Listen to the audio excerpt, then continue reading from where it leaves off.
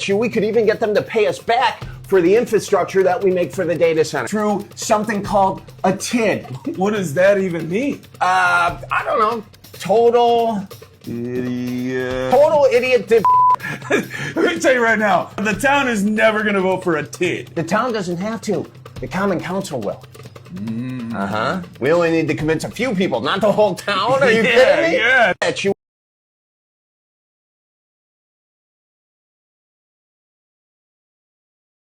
She's concerned the data center is already impacting her land, and it isn't even up and running yet. Only on 27 News, Dana Fulton visited the property. She's digging deeper into the landowner's concerns. 2 years ago, did you think you would be researching data centers this much? Absolutely not. Miley Kozinski has been in her home for 16 years, but she's been in the Beaver Dam area her entire life, growing up just across the street. Her property is located less than 2 miles from the Meta data center site. The start of the creek that runs through her front yard is close enough to be included in several of the maps in the data center's permit applications. She says the trouble with her creek began in May 2025, when she says the blasting began at the data center site. When did you first start to notice something was going on? It was the end of May of last year, 2025. I came down to do chores in the morning and it was completely dry. It was the rocks on the bottom. I just thought it was crazy and weird. Have you ever seen it dry before? No, not before this year. Since then, Kozinski says there have been constant issues, days where the water has a chemical smell or looks milky.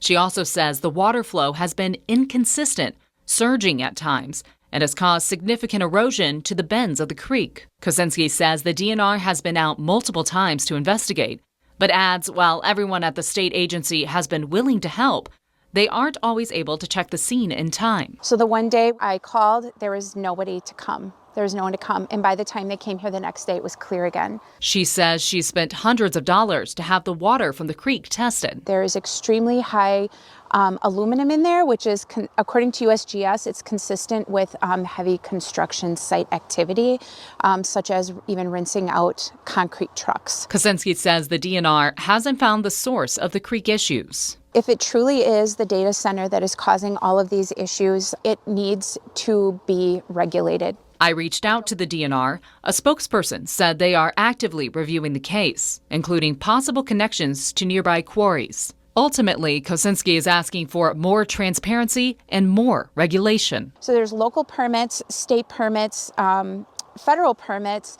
and everyone's got permits, but there's nobody to check that they're following them. I have the 2 blasting permits associated with the data center construction site.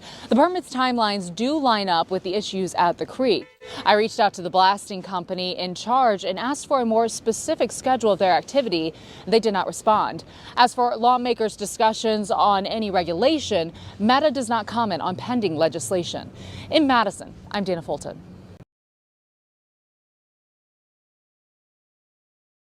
What needs to happen here is a lot of rallying and coming together and a switch to flip in here to make you want to leave this room not wanting to stop, not wanting to give up, not wanting to let them just get away with this. Yeah, things start at the top. So clearly if the system is not working, if what's happening isn't working, then we need to change it. So, feeling empowered to start being more involved and using your voice. Like, remember, a lot of people think I'm one person, my voice doesn't matter, or the ground has been broken, there's nothing I can do. I know that you feel that way, and I'm sorry that you feel that way. But just please remember, friends, that as long as you have a beating heart in your chest and air in your lungs, you have a voice and you should use it, and it matters.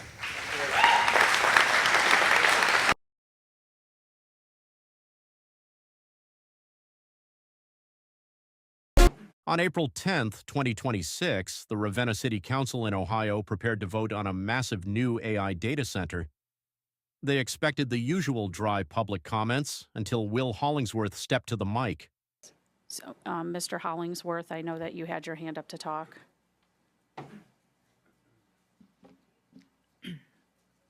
Hello, my name is Will Hollingsworth. I work at Reed Memorial Library, and thank you all for hearing me today. I'm not a cynic when it comes to technology. My love for it started when my uncle first sat me down at a beige Windows 95 computer and began teaching me HTML. I will never forget the first thing I Googled. It was an image search for pigs flying. I wanted to see if the internet could make the impossible real. This love of the digital shaped my career as I went on to become a programmer and a professional content creator. For the last decade and a half, I have been in service of learning burgeoning technology. In my last job, I was the digital artist they trusted to do that kind of work. I was the one feeding Midjourney prompts to create the perfect commercial, training the very machine that would eventually replace me, as 3 months later, they would lay me off. I didn't just watch it happen, I was holding the tools when the tools were turned on me. I want to stress, I don't stand here as an enemy of progress. The thing is, when I look at the data center proposal, I don't see progress. I see a gamble where the big tech companies get the gold while Portage County foots the bill. Now, I know there are good faith arguments for this project. There are people in our community, informed, honest people, who will tell you that the modern data centers use what's called a closed loop system. They say the water is filled once and recycled forever. In a laboratory, that might be true, but we aren't living in a laboratory. We're living in Ohio. I can tell you that as the chips get smaller and AI demands get larger, the heat these machines generate is outstripping the closed loop theory. To keep the servers from melting, a data center has to bleed the lines to remove toxic sludge, aka forever chemicals, and bleeding water needs to be evaporated. It does not stay in the loop. It evaporates into the sky by millions of gallons. The very place that laid me off was an organic mattress company, and while working for them, I actually learned a lot about forever chemicals. I got to see how the sausage gets made. I saw the inside of those so-called regulations. I saw how rigorous studies are often self-funded, a pay-to-play model where if you've got the cash, they'll give you the certificate. If a $1 trillion company is funding the study that says their forever chemical runoff won't hit our water table, they aren't giving us the science, they're giving us a sales pitch. We're told that we have to accept this because we need big employers. We're told that if we don't say yes, we're driving away the future. But that's a false choice. A big employer who uses the water of 50,000 people, which by the way is a combination of both Kent and Ravenna, only hires about 10 people is not an employer. They are an extraction. We are being asked to fund a 21st century luxury with a 19th century resource heist. We are being asked to sacrifice the lifeblood of our city so a $1 trillion company can save a fraction of a cent on its margins. We are being asked to drain our reservoirs so a chatbot can write a poem or so our sheriff can generate a picture of himself standing next to Bigfoot. Which, by the way, of course, he made himself look taller. They want us to trust a $1 trillion industry that tells us with a straight face that they can suck 5 million gallons of water out of our ground a day, use it as a liquid heat sink, and return it to our rivers without a single consequence. They are asking for a measured approach while they hide their actual usage behind secret contracts and NDAs. Ohioans have seen this trick played before. We know what happens when massive utility interests and black box energy deals gets fast-tracked behind closed doors. We're still paying the bill, literally, for the first energy scandal. We were told these bailouts were essential and measured too, and it turned out to be the largest racketeering plot in the history of our state. So when a $1 trillion company asks for our water, our electricity, and our silence, we shouldn't just be asking for the facts. We should be asking who's really getting the kickback, and why is it our reservoir that's on the line? There is a reason the Ohio House just voted 88-0 to pause and study this industry. It wasn't an act of cynicism, it was an act of stewardship. They realize we cannot let these ghost towns move in then before we understand the damage they do to our grid and our water table. We are the county seat. We are the stewards of the Great Lakes Basin. Let Ravenna be the city that had the wisdom to say no to the bubble and yes to the basin. I am not a cynic when it comes to technology. I am a believer in community. I believe that a drop of clean water for a Ravenna child is worth more than 1 billion AI-generated images. Let us choose the child. Let us choose the community. Let us choose to keep our water where it belongs. Thank you.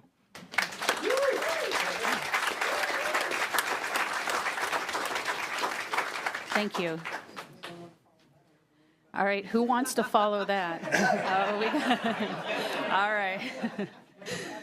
Following the speech by Will Hollingsworth and intense public pressure, the committee moved forward with a 12-month freeze on new data center projects in the Ravenna-Shalersville area.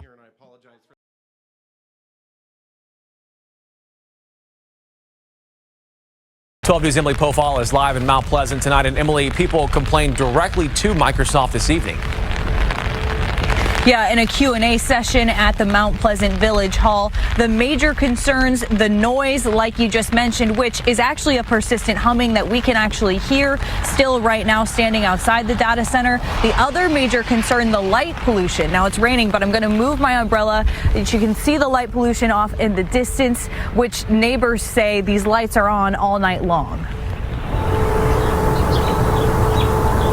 12 News was in Mount Pleasant documenting the high-pitched hum coming from Microsoft's massive AI data center campus when neighbors complained last month. I can hear it inside my house, and that's what concerns me.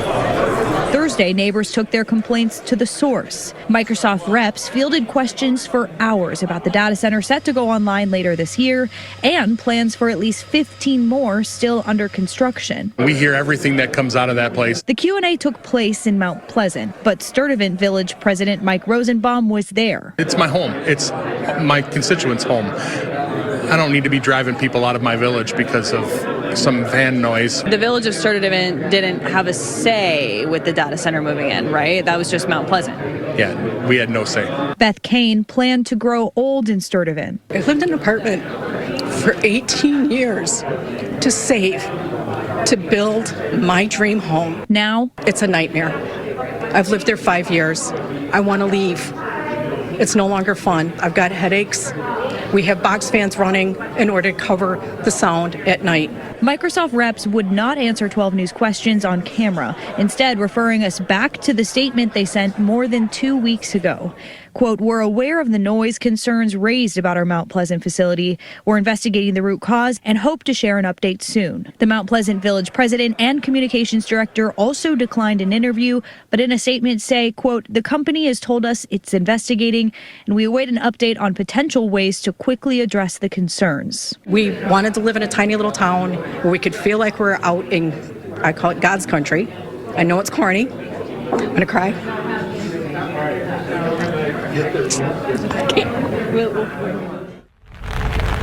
Gosh, you can feel the emotion coming from her right now. Emily, Mount Pleasant code allows construction from 6 a.m. to 10 p.m. 7 days a week. Right, though the Sturtevant Village president that you heard from there says that he's working with Microsoft and Mount Pleasant to reposition the lights away from his village. He also says that he's asked Microsoft for a timeline for when the humming issue will be fixed. We certainly hope we will hear something on that matter very soon. Emily Pofall live for us tonight in Mount Pleasant. Since the construction began, we've noticed changes that are difficult to ignore. The deer that wants to move calmly through the area, they now bolt across Hemlock Road, confused and disoriented, running from the open fields into the woods next to our home. Our owl, we have a great horned owl family that has lived out there for years in the pine stand next to our house. They have since moved across Hemlock Road, likely responding to the disruption of the loss of habitat for the animals lower on the food chain. So there's more food over there, so they moved across there so they can get more to eat. But this is a picture that we've taken. All the pictures that you'll see are pictures our family has taken. The next one, we had a birch tree that was cut down in our yard, and this housed a family of downy woodpeckers. The woodpeckers visit our feeders quite often. The amount of birds at our feeders have noticeably diminished. The apple tree had a home to a nest that we hadn't yet identified. That was one of our trees that had been cut down due to the data center coming into the area. We have hawks that sit along our yard, along the field edge. They still come in and out, but only where the trees remain. We had a number of trees cut down along the tree line that borders the farm field right in front of our house. Next. Across the road from that initial picture we looked at, between us and the data center was a big wetland. And across the road, the amphibians depend on that wetland area. Each spring, the salamanders would cross the road in dozens to come across into the woods next to our home. We had a bunch of the tiny frogs that are in our hand there. They would fill our yard. It was something our children and I look forward to every year. But this year, it's dry. And because they changed the dynamic of that area, there is no water over there this spring. None that goes all the way back around to where it would end by the trees that were back there. So this year we're worried. We're worried that it's going to be a silent spring, that the salamanders aren't going to return, that the spring peepers aren't going to sing. The frogs, the tiny ones that we would catch in the grass, they're not going to be hopping through the grass this summer. We don't know what's going to happen. We are waiting for them to return. Next one. Mammals are important too. This is our groundhog that we haven't seen in quite some time, so we're not sure if his home got disrupted and he moved on or what happened. But we've always welcomed possums, the skunks, and the raccoons to our yard because they naturally control grubs and ticks, and I hate ticks, so I'm totally okay with them coming through the yard and hanging out and visiting our compost pile and just being a part of the ecosystem out there. Next one. Our turkey friends. So turkeys regularly pass through our yard. We've counted as many as 30 coming together in the winter. This, of course, naturally brings predators that we have also seen foxes, and I think just the other night we heard the coyotes out there. These aren't isolated animals. They are part of a connected system, one that doesn't recognize municipal boundary lines, and they don't understand a destruction of habitat either. So this became real for us one day when a man walked through our yard and started tagging our trees to be cut down. That was the moment we realized that we did not have a say, not even on our own property. And I wanted to share a little bit about that, so I'm going to have my daughter speak about how it affected her quickly.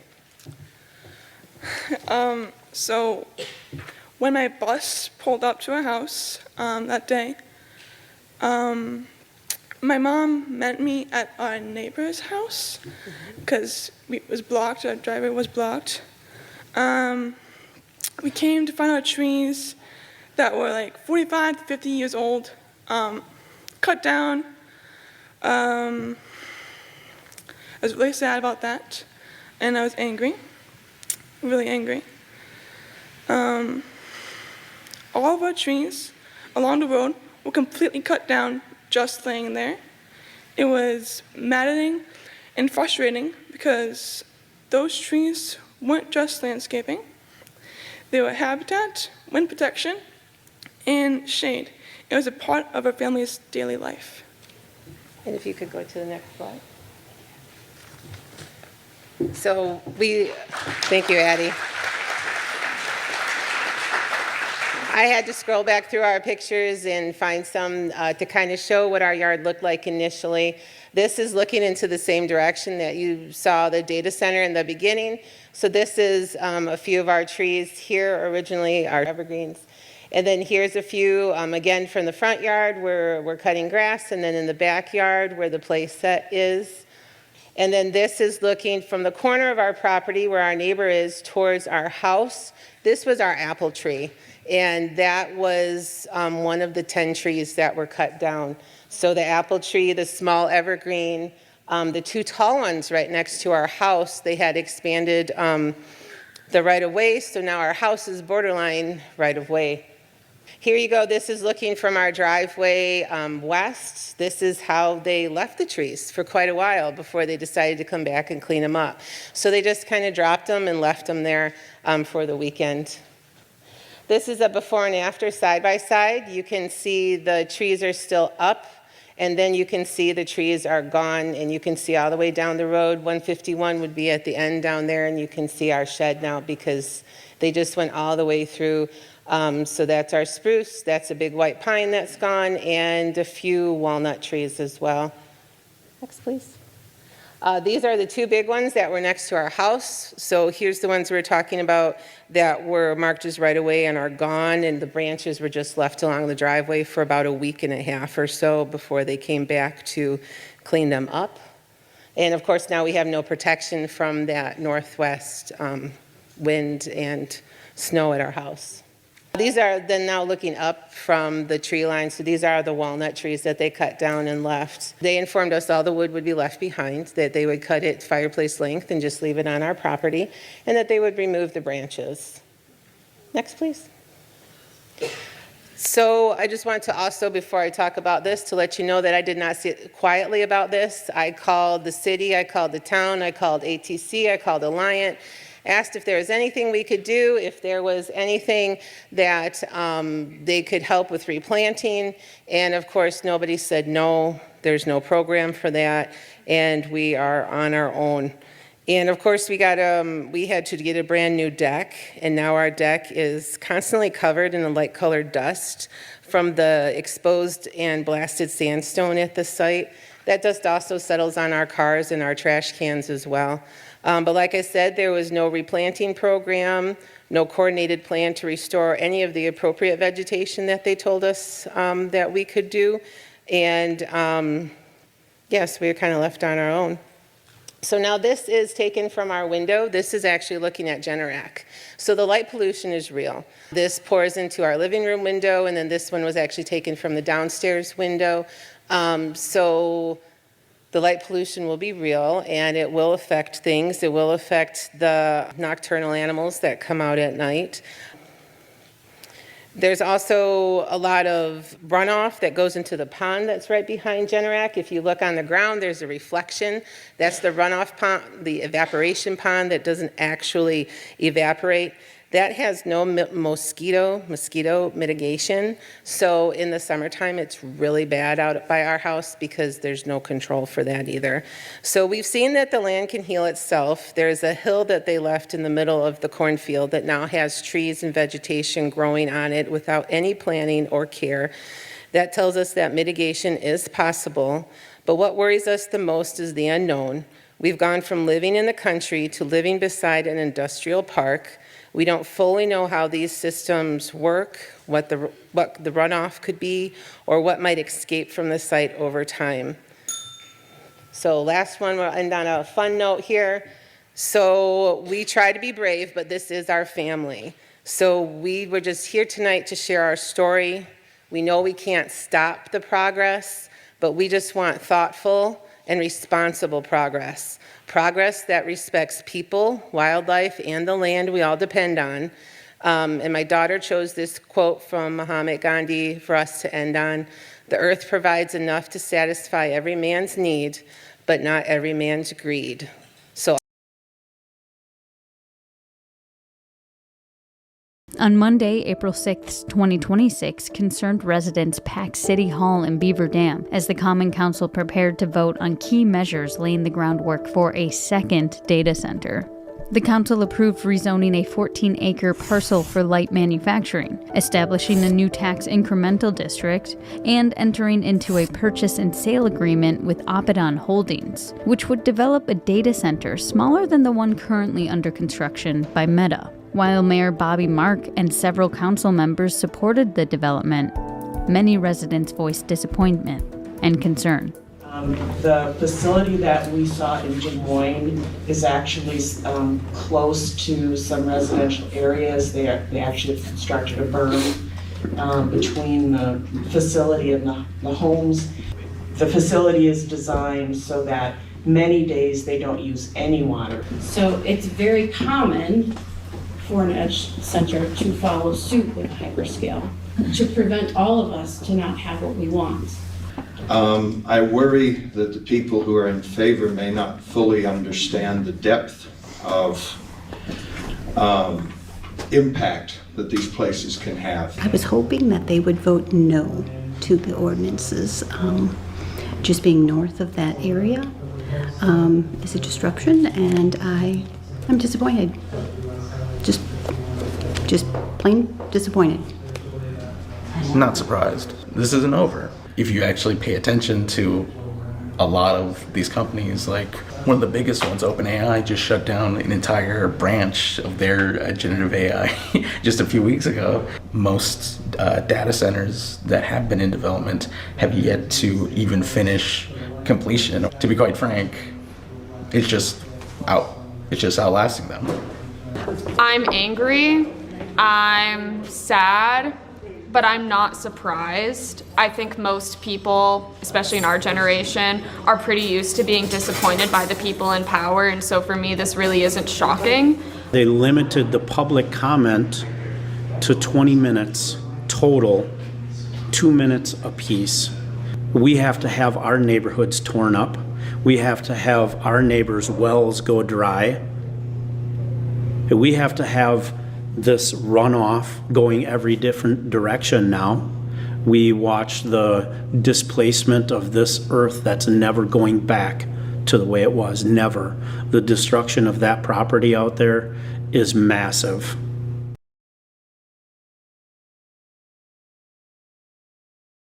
I found this, a water navigability request on the DNR's ePermits site. Navigability determines if the stream is water of the state and thus under more regulations. The determination can be considered an early step in a potential construction site. Now, the request is from October 2025, asking about a stream on this property in Beloit in Rock County. It's connected to Cambrin LLC and a project corn maze. The applicant's name and email address on the navigability request are the same name and email address from documents connected to the Beaver Dam Metadata Center. The name and similar email addresses are also associated with documents tied to metadata centers in Indiana and in Ohio. The name and email addresses are only connected to any Meta projects in Indiana, Ohio, and Wisconsin. I reached out to Drew Pennington, president and CEO of the Greater Beloit Economic Development Corporation, and asked if he has had any communication with Cambrin LLC or has any knowledge of Project Corn Maze. He said, quote, "I have not had any contact with that entity or the named project." I also reached out to Kevin Levy, the City Council President, and Kevin Day, the City Council Vice President and Plan Commission member, with the same question. Both declined to comment. Now, we'll share any updates that we find about the property or Project Corn Maze as they become available. Reporting in studio, I'm Dana Fulton.